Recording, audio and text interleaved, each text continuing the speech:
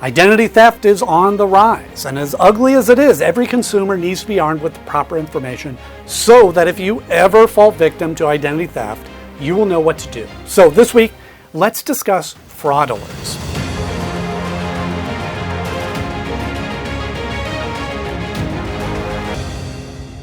Now, when someone falls victim to identity theft or fraud, or if they think that they may have fallen victim to identity theft or fraud, they can place a fraud alert on their credit reports.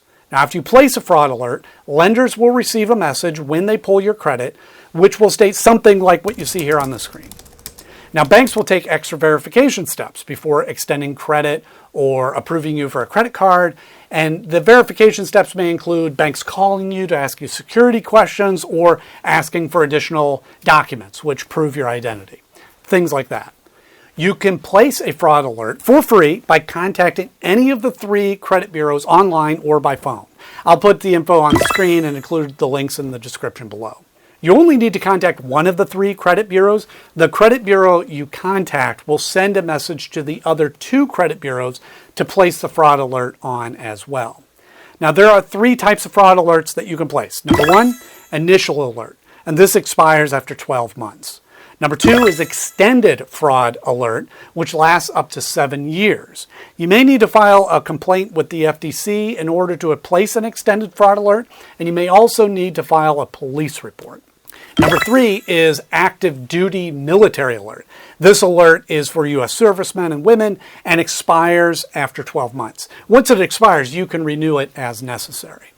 Now, if you feel that the fraud alert is no longer needed, or if you placed it by mistake, you can have it removed by mailing a request to all 3 credit bureaus, making sure you include identifying documents and follow the steps found on the credit bureau's website. Now, one last word on this.